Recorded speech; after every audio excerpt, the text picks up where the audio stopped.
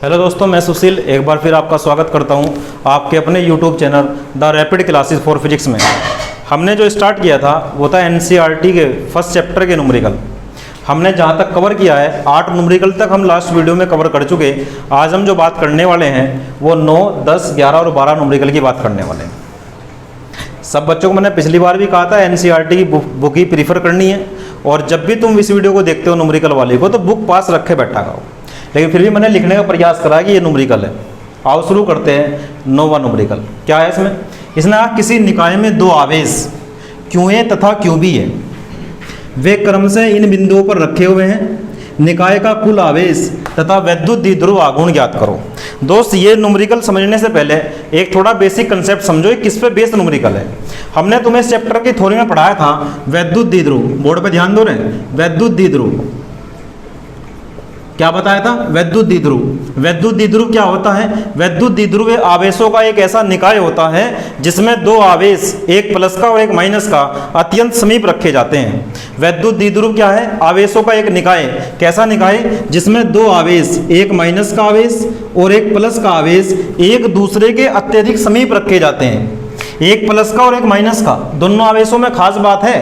क्या खास बात है? जितना परिमाण इस आवेश का है उतना ही परिमाण इस आवेश का है। अगर यह आवेश 5 कूलाम का है तो यह आवेश भी 5 ही कूलाम का होना चाहिए, तब जाकर वैद्युत द्विध्रुव बनेगा। अगर दोनों आवेश समान हो लेकिन प्रकृति में विपरीत हो और अत्यधिक पास रख दिए जाते हैं, उस पास रखी गई डिस्टेंस का नाम है 12, तो ये बन जाता है वैद्युत द्विध्रुव। और दुनिया में जितने भी वैद्युत द्विध्रुव होते हैं उनका होता है वैद्युत द्विध्रुव आघूर्ण। वैद्युत द्विध्रुव आघूर्ण, उसका फॉर्मूला होता है P बराबर Q इंटू 2L। क्यू क्या है? कोई सा भी एक आवेश, क्योंकि वैल्यू सेम है दोनों की, और 2L क्या है? उनके बीच की दूरी। तो यह है वैद्युत द्विध्रुव आघूर्ण निकालने का फॉर्मूला। हमारा जो 9वां न्यूमेरिकल है, इस 9th न्यूमेरिकल में ऐसे ही कुछ कहा गया। उसने कहा कि हमारे पास दो आवेश है। पहले आवेश का नाम क्या है? QA। उसकी वैल्यू देखो 2.5 गुणा 10 की घात -7 कूलाम। दूसरा आवेश है QB, उसकी वैल्यू भी इतनी है लेकिन वो चिन्ह में विपरीत है। तो पहली कंडीशन फुलफिल होगी कि दोनों आवेश परिमाण में समान है लेकिन वे प्रकृति वाइज अलग है, एक प्लस का और दूसरा माइनस का। उसने कहा ये दोनों आवेश A और B बिंदु पर रखे हुए हैं। एक पहला आवेश A बिंदु पर रखा है और दूसरा आवेश B बिंदु पर रखा है। बात क्लियर है? उसने कहा इस निकाय का वैद्युत द्विध्रुव आघूर्ण ज्ञात करो। इसका मतलब हमारे से किसका मान पूछ रहा है? P का। P बराबर क्या होता है? Q into 2L। एक बार फिर रिपीट कर रहा, P बराबर Q इंटू 2L। जिस समय मैंने तुम्हें वैद्युत द्विध्रुव आघूर्ण पढ़ाया था तो उसका न्यूमेरिकल साथ में करा रखा वीडियो में, एक बार फिर देख लो। P बराबर Q इंटू 2L। यहाँ तक की बात क्लियर है? ओके, आओ शुरू करते हैं न्यूमेरिकल को। उसने कहा हमारे पास दो आवेश। पहला आवेश क्या है?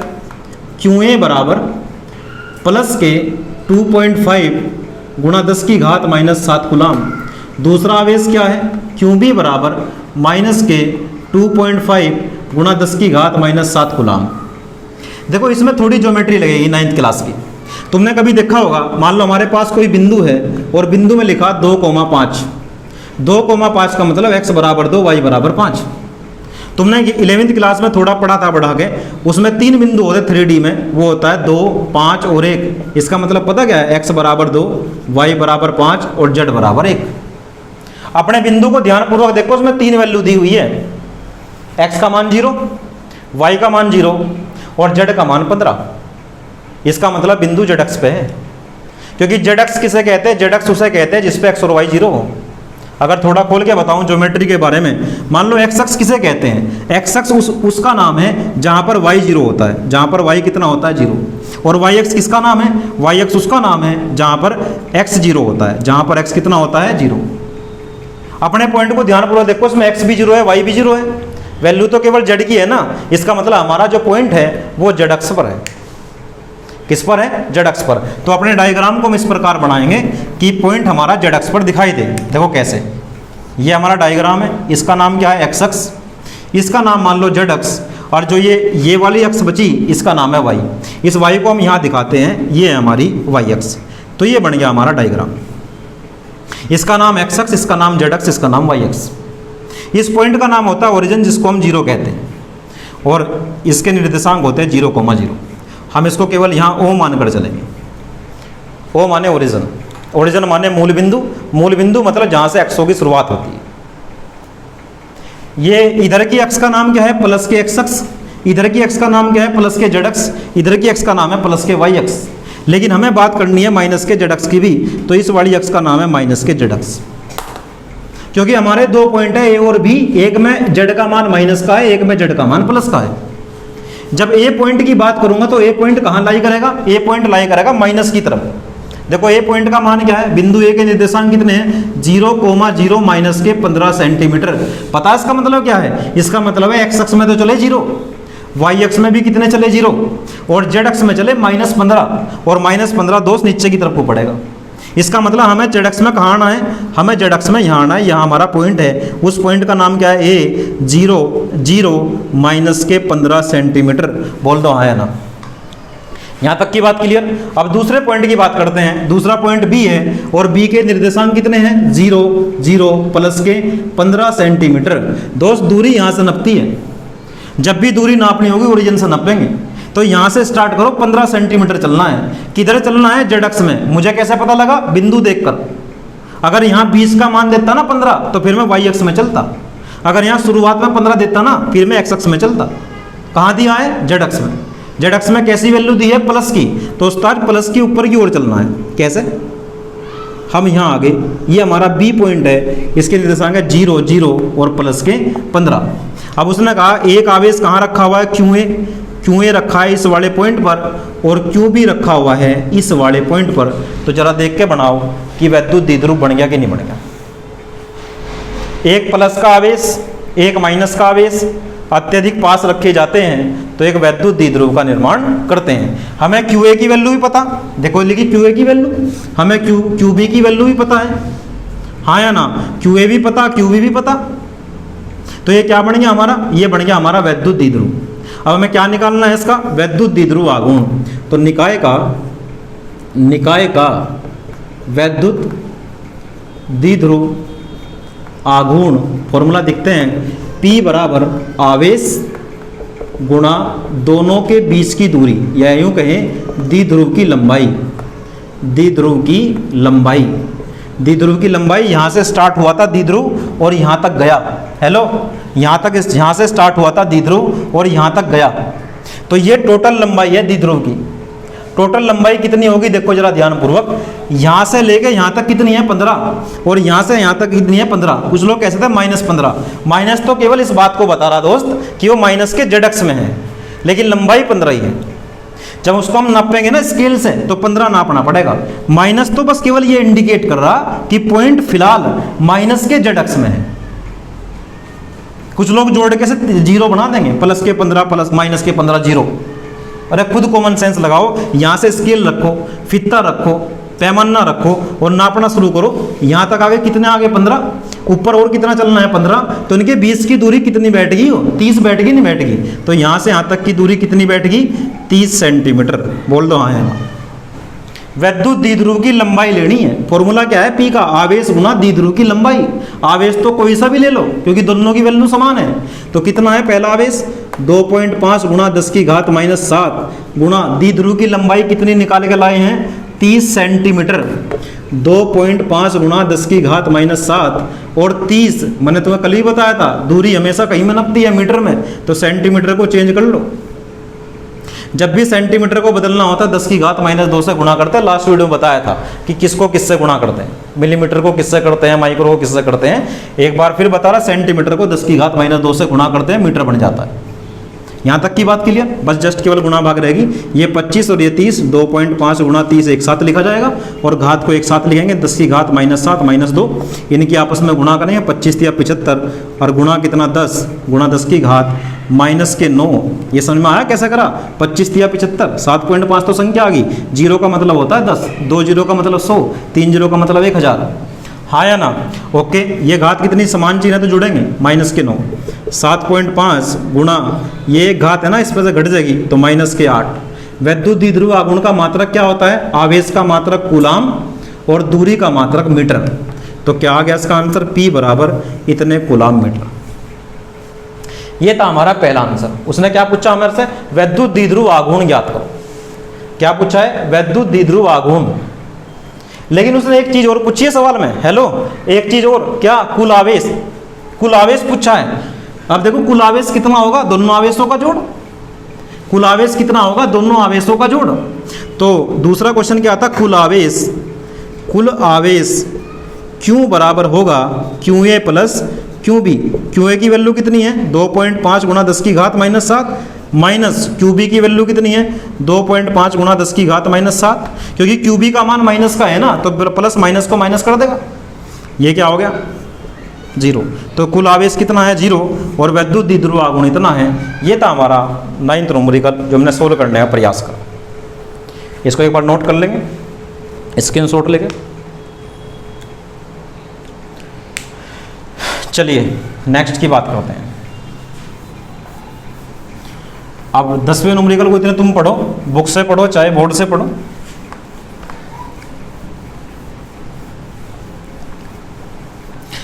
न्यूमेरिकल कभी हार्ड नहीं हो सकते, बस केवल हमारे नजरिए की बात है। एक बार दोबारा देखते हैं 10वें को। इसने कहा 4 गुणा 10 की घात -9 कूलाम मीटर वैद्युत द्विध्रुव आघूर्ण का, हेलो 4 गुणा 10 की घात -9 कूलाम मीटर वैद्युत द्विध्रुव आघूर्ण का कोई वैद्युत द्विध्रुव इतने न्यूटन प्रति कूलाम के क्षेत्र में 30 डिग्री के कोण पर रखा है, तो वैद्युत द्विध्रुव पर कार्यरत बल आघूर्ण ज्ञात करो। अगर तुम्हें मेरा कहा हुआ कमेंटमेंट याद है, मैंने तुम्हें कहा था जब न्यूमेरिकल स्टार्ट करे थे कि जीवन में जब भी फिजिक्स के न्यूमेरिकल करने पड़े तो तुम्हें बस केवल न्यूमेरिकल को 2 से 3 बार पढ़कर ये पता लगाना है कि इसमें पूछ क्या रहा, और जैसे ही तुम इस बात को फाइंड आउट कर लोगे कि क्या पूछ रहा है, उसके बेस पर ही न्यूमेरिकल हो जाना है। मैंने न्यूमेरिकल को पढ़ा और मुझे आखिरी लाइन में पता लग गया कार्यरत बल आघूर्ण ज्ञात करो। इस 10वें न्यूमेरिकल में हमें क्या निकालना है, बल आघूर्ण का मान निकालना है। अब बस अपने आप से ये पूछना है कि बल आघूर्ण निकालने का कोई फॉर्मूला हमने इस चैप्टर की थ्योरी में पढ़ाया था क्या। तो बल आघूर्ण निकालने का फॉर्मूला मैंने तुम्हें पढ़ाया था, टो बराबर पी साइन थीटा। टो बराबर पी साइन थीटा। एक बार मैं इस फॉर्मूले को बता दूं इसमें क्या क्या है। टो माने तो है बल आघूर्ण, हेलो टो माने क्या है बल आघूर्ण, समझ में आ रहा है। पी बराबर क्या है द्विध्रुव आघूर्ण, जो अभी मैंने थोड़ी देर पहले निकलवाया 9वें क्वेश्चन में, द्विध्रुव आघूर्ण। द्विध्रुव आघूर्ण टो बराबर क्या है बल आघूर्ण, पी बराबर क्या है द्विध्रुव आघूर्ण, और थीटा क्या है, थीटा दोनों के बीच का कोण। किस किस के बीच का, द्विध्रुव के और क्षेत्र के बीच का कोण। द्विध्रुव और क्षेत्र के बीच का कोण कितना है थीटा। और ई तो तुम पहले से ही वाकिफ हो, ई माने होता है वैद्युत क्षेत्र। ई माने क्या होता है वैद्युत क्षेत्र। ये है हमारे इस फॉर्मूले के बेसिक टर्म जो कि हमें क्वेश्चन में कहीं ना कहीं गिवन होगी। एक बार फिर रिपीट कर रहा, बल आघूर्ण निकालने का फॉर्मूला है टो बराबर पी साइन थीटा। टो माने बल आघूर्ण, पी माने द्विध्रुव आघूर्ण, पी माने द्विध्रुव आघूर्ण, थीटा ई और पी के बीच की एंगल, और ई क्या है वैद्युत क्षेत्र। अब देखो हमें पता लग गया कौन सा फॉर्मूला लगाना है। हमें यह भी पता लग गया कि इस फॉर्मूले को लगाने के लिए, बोर्ड में फोकस रखो, हमें यह भी पता लग गया कि उस फॉर्मूले को लगाने के लिए हमें किस किस की आवश्यकता पड़ेगी। यदि मुझे टो का मान निकालना है, listen to me my dear, अगर हमें टो का मान निकालना है तो क्या करना पड़ेगा, हमें 3 चीज पता होना चाहिए। पहला हमें पता होना चाहिए द्विध्रुव आघूर्ण कितना है, फिर हमें पता होना चाहिए क्षेत्र कितना है, फिर हमें पता होना चाहिए थीटा कितना है।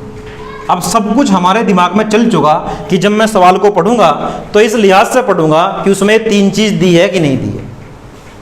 अब मैं पूरे क्वेश्चन को नहीं पढ़ने का, बस मैं सर्च करने निकलूंगा पी ई और थीटा का मान।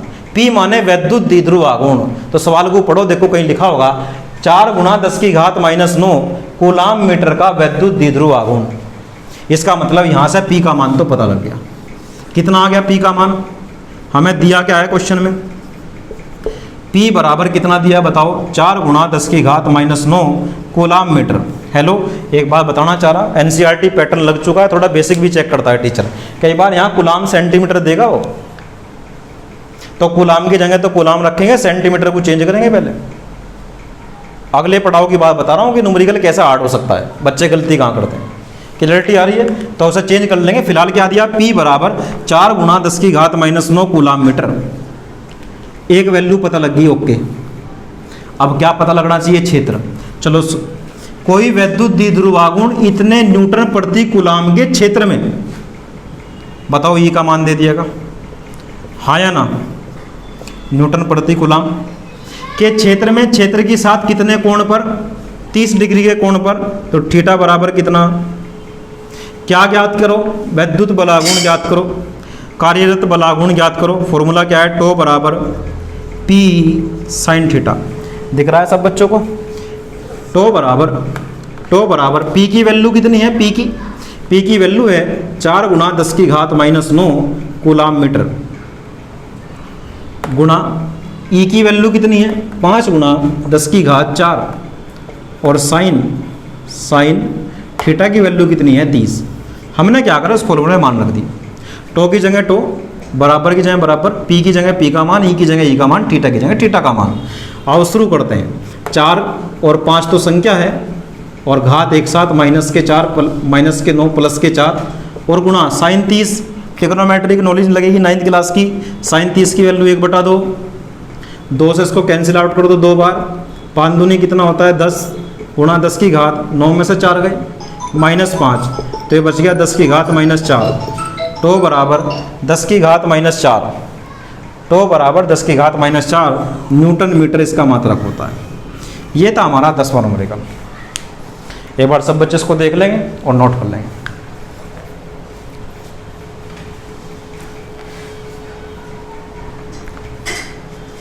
चलिए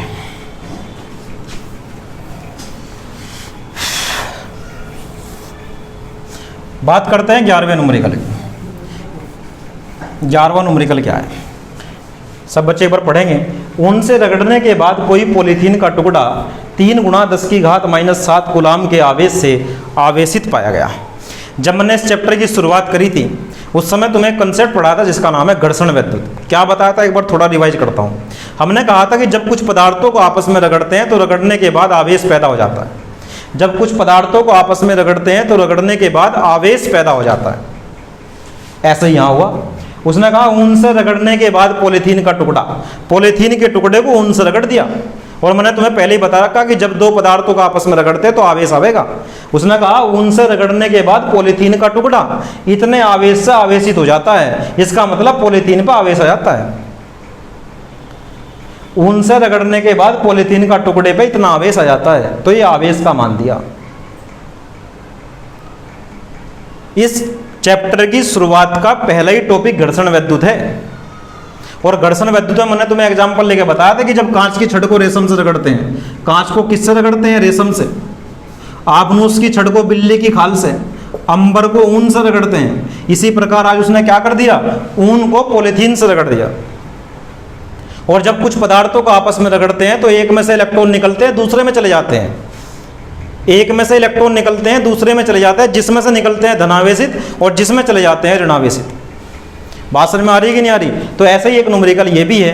क्या कहा इसने, ऊन से रगड़ने के बाद पॉलीथीन का टुकड़ा इतने आवेश से आवेशित हो जाता है। इसका मतलब दोस्त किसका मान दिया है, हमें जो वैल्यू दी है Q की वैल्यू दी है 3 गुणा 10 की घात -7 कूलाम। ऊन से रगड़ने के बाद पॉलीथीन के टुकड़े पर इतना आवेश आता है। आवेश आने का तरीका क्या होता है, आवेश आने का कारण क्या होता है? आवेश आने का कारण होता है इलेक्ट्रॉन का आना जाना। हेलो, बात को सुना करो। ये 2 चीजें हैं, इनको आपस में रगड़ेंगे तो आवेश आएगा। लेकिन आवेश क्यों आया? या तो इसमें से इलेक्ट्रॉन निकल के इसमें आ गए, या इसमें से इलेक्ट्रॉन निकल के इसमें चले गए। इलेक्ट्रॉन का आदान प्रदान हुआ तभी आवेश आ सकता है। मैंने बताया था आवेश लाने के दुनिया में केवल 2 ही रास्ते हैं, या तो इसमें से इलेक्ट्रॉन निकाल दो या इसमें इलेक्ट्रॉन डाल दो। इसका मतलब जब पॉलीथीन के टुकड़े पर आवेश आया है, इसका मतलब उसमें से कुछ इलेक्ट्रॉन निकले होंगे या कुछ इलेक्ट्रॉन डले होंगे। तो वो यही पूछ रहा पहले सवाल में, स्थानांतरी इलेक्ट्रॉनों की संख्या बताओ कि कितने इलेक्ट्रॉन निकले हैं। यार ये तो बड़ा बेसिक फॉर्मूला है, Q बराबर कितना होता है Ne, जहाँ Q क्या है आवेश, N क्या है इलेक्ट्रॉनों की संख्या और E है मूल आवेश। तो Q की वैल्यू कितनी है 3 गुणा 10 की घात -7। N की वैल्यू पता नहीं कितने इलेक्ट्रॉन गई, यही तो पूछ रहा हूँ हमारे से, कितने इलेक्ट्रॉन गई। और E की वैल्यू फिक्स है, मैंने तुम्हें बताया था मूल आवेश, इसकी वैल्यू फिक्स है। वैल्यू किसकी निकालनी है, N की। ये कहीं में लिखा गुणा में, इधर कहीं में आएगा भाग में। तो N बराबर कितना हो जाएगा 3 गुणा 10 की घात -7 डिवाइड बाई 1.6 गुणा 10 की घात -19। सोल्व करने का तरीका देखिए, ऊपर की संख्या को ऊपर लिखो, नीचे की संख्या को नीचे। अब घात में आ जाओ, ऊपर की घात कितनी है -7, जब नीचे की घात को ऊपर लेकर आएंगे तो चिन्ह बदलेगा। नीचे कहीं की है -19, ऊपर आगे क्या हो जाएगी +19। इसका हटाओ, ऊपर कितना आ गया 30, तो N बराबर आ गया 30/16 गुणा 10 की घात 19 में से 7 गए तो शायद 12 इतने इलेक्ट्रॉन आंसर।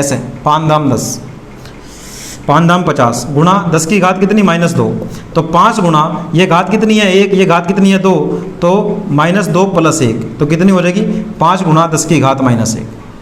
ये पूरा खोल कर दिखाया किस तरह से होता है।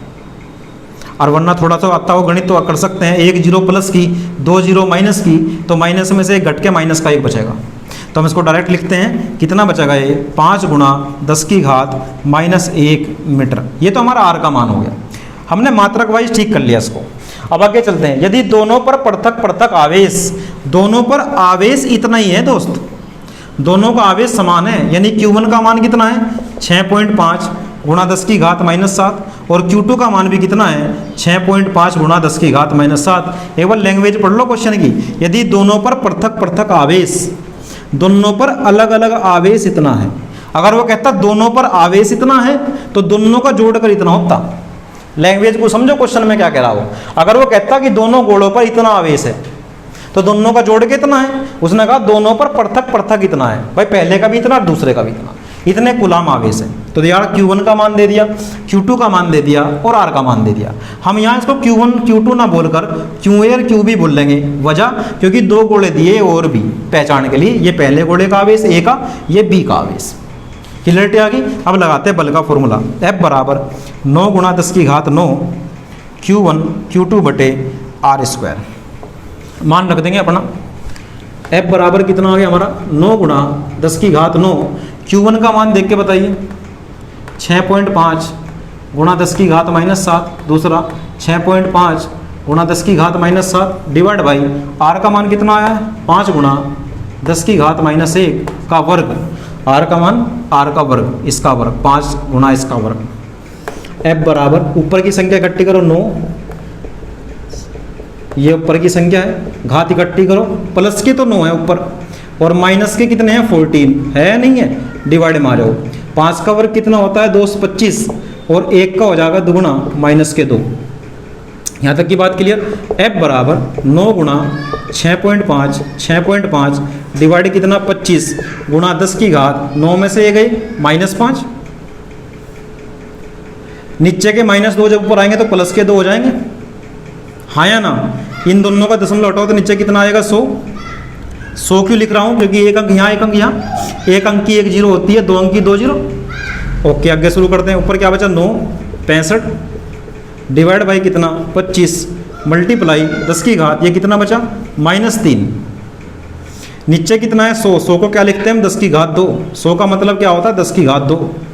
अब सोल्व करो, 5 से कटो, 5 पंजे 25, 13 पंजे 65, 13 पंजे 65, 9 गुणा 13 गुणा 10 की घात, ये कितनी है -3, ये 2 ऊपर आएगी तो माइनस की 2, इसकी गुणा करेंगे तो 169 गुणा 9 गुणा 10 की घात -5 न्यूटन, ये हमारा आंसर। इतना बल लगेगा। गुणा भाग को एक बार देख लेना अच्छे तरीके से और करने का प्रयास करना। ये पहला हाफ पोर्शन हमने कंप्लीट कर लिया कि दोनों के बीच कितना बल लगेगा। वीडियो में देखा करो 1-2 बार स्किप करके, 3-4 बार देखा करो। वीडियो मिलने का मतलब ही बड़ी अच्छी बात है कि तुम एक ही टॉपिक को 4-5 बार देख सकते हो, 10 बार देख सकते हो, जब तक क्लियर तब तक देख सकते हो। इसलिए वीडियो को 1 बार 2 बार 3 बार चला के देखना। एक बार गुणा भाग एक बार समझना, 2 बार 3 बार, कभी तो समझ में आ जाएगी। बड़ा आसान न्यूमेरिकल है। चलिए इसका नेक्स्ट पोर्शन करते हैं। नेक्स्ट पढ़ाओ क्या है इस न्यूमेरिकल में। उसने दूसरा केस दिया है बना के 12वें न्यूमेरिकल में ही। क्या बोल रहा है उसने हमसे, उसने हमारे से कहा यदि प्रत्येक गोले का आवेश की मात्रा दुगुनी कर दी जाए, प्रत्येक गोले के आवेश की मात्रा को क्या कर दिया जाए 2 गुना, और 20 की दूरी को आधी कर दी जाए तो बल पर क्या प्रभाव पड़ेगा। हेलो 12वें का भी देखो क्या न्यूमेरिकल है। एक बार 12वें के एक ही बात करता हूँ। मैंने ऐसा मान लिया कि Q1 बराबर Q था और Q2 बराबर Q था, यानी QA बराबर Q, QB बराबर भी Q, और 20 की दूरी हमने R माने रखी। 20 की जो दूरी है वो कितनी है R। अगर मैं इसके लिए फॉर्मूला लगाता हूँ इसके लिए, तो फॉर्मूला होगा F बराबर 9 गुणा 10 की घात 9 पहला आवेश गुणा दूसरा आवेश बटे 20 की दूरी का स्क्वायर। ये हमारे समीकरण नंबर 1 है। ये पहला केस है, ये पहला केस कि पहला आवेश कितना था Q, दूसरे का आवेश भी कितना था Q की वैल्यू है। देखो ये रही, मैं वैल्यू रख के सोल्व नहीं कर रहा, डायरेक्ट कर दूंगा, गुणा भाग से बच जाएंगे। बात समझ में आ रही क्या कह रहा, गुणा भाग से बचाने के लिए ऐसा कर रहा हूँ। भाई मैंने इसको Q मान लिया क्योंकि दोनों पर सेम आवेश है। इसके 20 की दूरी को R मान लिया, जबकि उन्हें 50 सेंटीमीटर कह रखी थी, मैंने R मान लिया। तो अगर मैं F का फॉर्मूला लगाऊं तो F बराबर 9 गुणा 10 की घात 9 Q बटे R स्क्वायर। अगर जीवन में ये वैल्यू कहीं मिली, अगर न्यूमेरिकल करते समय आगे चलकर मुझे ये मान कहीं मिला, तो उसकी जगह मैं F रख दूंगा। F क्या है, पहले लगने वाला बल है। पहली स्थिति में कितना बल लग रहा था वो है F। अगर ये कहीं डाटा लिखा हुआ मिला, इसकी जगह हम F रख सकते हैं। क्लियरिटी आ गई यहाँ तक? ओके अब शुरू करते हैं। क्या कहा उसने, कहा यदि प्रत्येक गोले के आवेश को की मात्रा को दुगुना कर दे। आवेश की मात्रा को दुगुना मतलब अब की बार जो QA का मान है, जो QA का मान है वो दुगुना है Q का, और जो QB का मान है वो भी दुगुना कर दिया। आवेश के मान पहले से कितने कर दिए, दुगुने। और क्या कहा, 20 की दूरी को आधी कर दी जाए। जो 20 की दूरी हम पहला R ले रहे थे, R, उसको क्या कर दिया जाए, आधा। तो पूछ रहा है नया बल कितना होगा, तो एफ डैश बराबर होगा 9 गुणा 10 की घात 9।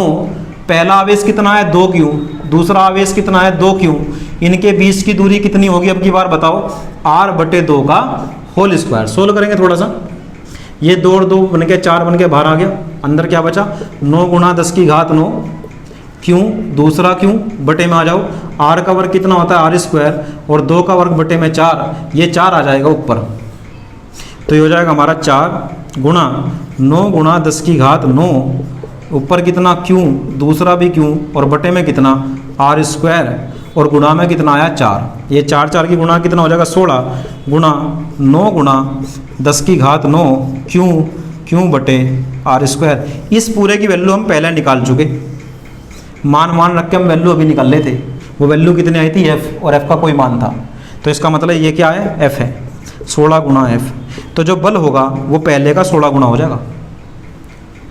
अगर आवेशों की मात्रा को दुगुना कर दूं, बीच की दूरी को आधा कर दूं, तो क्या प्रभाव पड़ेगा, ये पड़ेगा प्रभाव, बल का मान पहले बल के मान का 16 गुना हो जाएगा। और अगर मैं से गुणा भाग करके करता तो खिचड़ी पक जाती। बात समझ में आ रही नहीं आ रही, मैंने उसको लेट करके कर लिया क्योंकि इन दोनों की वैल्यू रख के तो हम सोल्व पहले कर चुके ना, क्लियरिटी आ रही। ये था हमारा 12वां न्यूमेरिकल, इसको भी एक बार नोट कर लेंगे, बड़ा आसान है और बहुत ही इंपॉर्टेंट है। आज हमने इस वीडियो में 4 न्यूमेरिकल करने का प्रयास करा, 9 से लेकर 12 तक। नेक्स्ट वीडियो में हम अगले न्यूमेरिकलों की बात करेंगे, तब तक तुम इस वीडियो को 2 से 3 बार देखना और क्लियर करने का प्रयास करना। आज की वीडियो में इतना ही काफ़ी है, मिलते हैं नेक्स्ट वीडियो में। Thanks for watching.